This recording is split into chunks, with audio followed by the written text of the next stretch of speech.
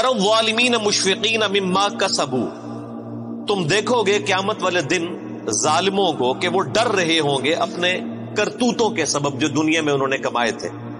یہ دنیا میں بھی یعنی جو لوگ برے اعمال کرتے ہیں جب ان کی عدالت میں پکڑ آتی ہے تو وہ اندر سے ضمیر ان کو خود ملامت کر رہا ہوتا ہے کہ اب تو مارے گئے، اب پکڑ کے سوا کوئی چارہ نہیں. اور پھر اللہ کی عدالت جہاں کوئی چھڑوا نہیں سکتا، کسی کی دھو زبردستی نہیں ہے، کوئی جھوٹی گواہی قبول نہیں ہو سکتی، کوئی سفارش قبول نہیں ہو سکتی. جب اللہ تعالیٰ کی بارگاہ میں کوئی پکڑا جائے گا تو وہ دل ہی دل کے اندر ڈر رہے ہوں گے، لرزاں و ترساں ہوں گے. وَهُوَ وَاقِعٌ بِهِمْ، جبکہ وہ عذاب ان پہ واقع ہو کر رہے گا. یعنی ڈرنے سے یہ نہیں ہوگا کہ وہ کبوتر کی طرح آنکھیں بند کر لینے سے عذاب غائب ہو جائے گا. وہ جو ڈر رہے ہوں گے وہ واقعی ان کے ساتھ ہو بھی جائے گا. دنیا میں تو اکثر اوقات انسان مختلف خدشات یعنی سوچتا ہے، بعض اوقات ہو بھی جاتے ہیں، بعض اوقات نہیں بھی ہوتے ہیں. لیکن آخرت کے بارے میں کوئی یہ نہ سمجھے کہ جس طرح دنیا میں اللہ نے چھوٹ دے دی تھی، پکڑ نہیں فرمائی تھی، آخرت میں بھی اس طریقے سے ڈھیل مل جائے گی. نہیں، آخرت کے دن تو اللہ تعالیٰ نے اپنا نام ہی رکھا ہے، لمن الملک اليوم، آج کے دن کس کی بادشاہت ہے؟ للہ الواحد القہار، اس اکیلے قہار کی بادشاہت. اللہ نے قیامت کے دن اپنا نام غفور الرحیم نہیں رکھا ہوا، قہار رکھا ہوا، چھایا ہوا سب پر. اور ظاہر حقیقت ہے کہ ہزاروں سال کی انسانی تاریخ میں اللہ تعالیٰ نے صبر فرمایا ہے. بخاری مسلم کی حدیث ہے کہ اللہ تعالیٰ سے بڑھ کر کوئی صبر کرنے والا نہیں ہے. لوگ اس کے لیے اولاد تجویز کرتے ہیں، اسے گالیاں دیتے ہیں اولاد تجویز کر کے، لیکن پھر بھی ان کا رزق بند نہیں کرتا. سب سے بڑھ کر صبر فرمانے والا اللہ ہے. لیکن یہ صبر اس دنیا کی زندگی تک ہے. آخرت کی زندگی میں اللہ تعالیٰ نے پھر کسی کا لحاظ نہیں کرنا. حق کا وہ تو پھر واضح آ گیا، وَمَن يَعْمَلْ مِثْقَالَ ذَرَّةٍ خَيْرًا يَرَهُ وَمَن يَعْمَلْ مِثْقَالَ ذَرَّةٍ شَرًّا يَرَهُ. جس نے ذرے کے برابر بھی نیکی کی ہوگی وہ بھی پیش کر دی جائے گی، اس کے سامنے رکھ دی جائے گی.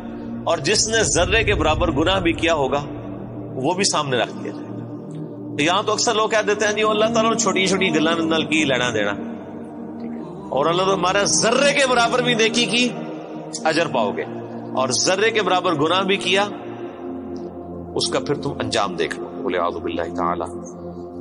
اللہم اجرنا من النار، اللہم اجرنا من النار، اللہم اجرنا من النار. اللہم من احییتہ منا فاحیہ علی الاسلام ومن توفیتہ منا فتوفہ علی الایمان.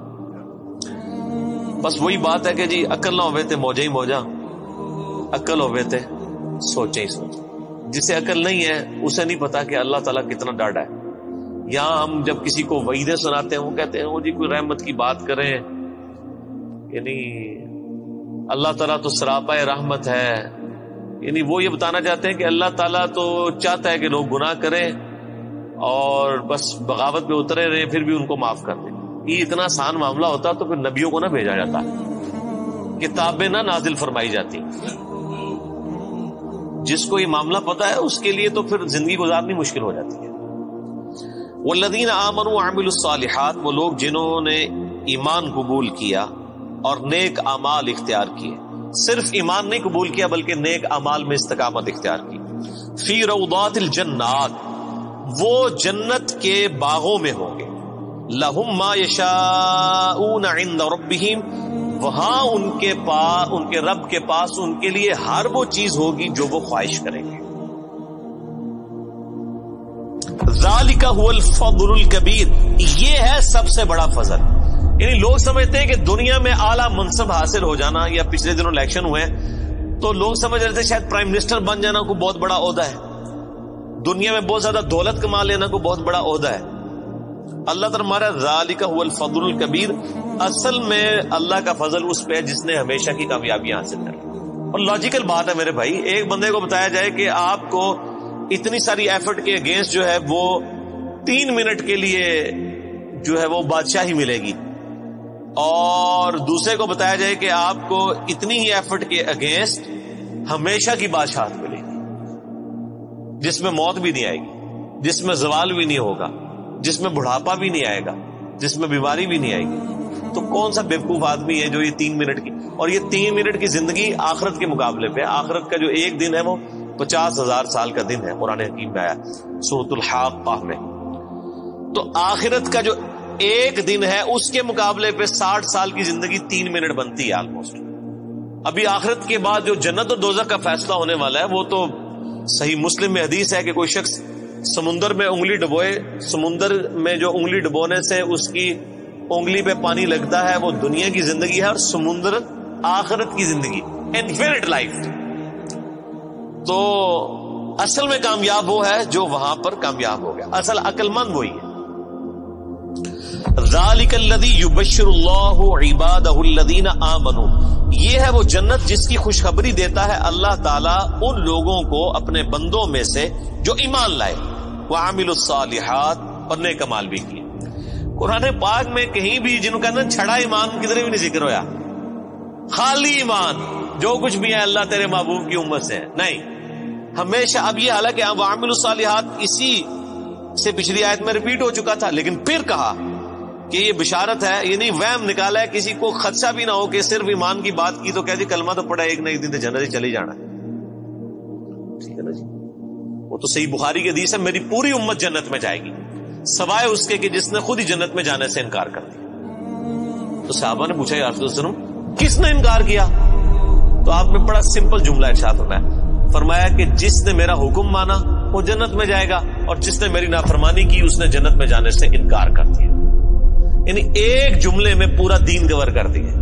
یہاں پہ لوگ کہتے ہیں او جی وہ جناب اور داڑھی کی اسلام تو نہیں ہے نا جی, اور صرف نمازیں ہی تو اسلام نہیں ہے نا. تو کون کہہ رہا ہے کہ صرف داڑھی اور نمازوں میں اسلام ہے؟ لیکن اسلام میں تو یہ ساری چیزیں موجود ہیں. اسلام میں داڑھی بھی ہے, اسلام میں نماز بھی ہے, اسلام میں حقوق اللہ بھی ہیں, حقوق العباد بھی ہیں, بیویوں کے حقوق بھی ہیں, ماں باپ کے حقوق بھی ہیں, اللہ کے بھی حقوق ہیں. تو یہ ساری کی ساری ٹوٹل پیکج مل کے جو ہے وہ اسلام ہے نا. ادخلوا فی السلم کافہ, اے ایمان والو اسلام میں پورے کے پورے داخل. یہ جو لولا لنگڑا اسلام لیے پھرتے ہیں نا, کسی نے صرف وہ خدمت خلق کا اسلام پکڑا ہوا ہے, کس نے وہ یعنی داڑھی کا اسلام پکڑا ہوا ہے, کس نے صرف پگڑی کا اسلام پکڑا ہوا ہے, کسی نے صرف نماز پڑھنے کا پکڑا ہوا ہے اسلام, باہر نکل کے ساری بے ایمانیاں کرتے ہیں. یہ جزوی اسلام اللہ تعالیٰ کو نہیں چاہیے. اس اسلام کی تو مثال کسی شخص کے ایسے نامہ اعمال کا تالاب ہے کہ جس کے اندر مسلسل گٹر کا پانی گر رہا ہے. وہ صاف ستھرا پانی کسی کے کوئی کام نہیں آئے گا. جب اس کے اندر گٹر کا پانی گر رہا ہے اس ملاوٹوں کے ساتھ, حرام خوریوں کے ساتھ, حق تلفیوں کے ساتھ, بدماشیوں کے ساتھ, اس طرح کا دین تو اللہ تعالیٰ کو نہیں چاہیے. اللہ تعالیٰ تو کہتا ہے ٹوٹل پیکج لینا ہے, جس نے داخل ہونا ہے اسلام میں پورے کا پورا داخل ہو, ادروائز اللہ تبارک و تعالیٰ اس کا اسلام جو ہے نا وہ اس کے منہ پہ مار دے گا قیامت میں. جن لوگوں نے نبیوں کی صحبت کی ہوئی, اگر انہوں نے بھی ٹرو رسپانس نہ کیا ان کی پکڑ ہو جانی ہے, باقی تو کسی کھاتے میں نہیں.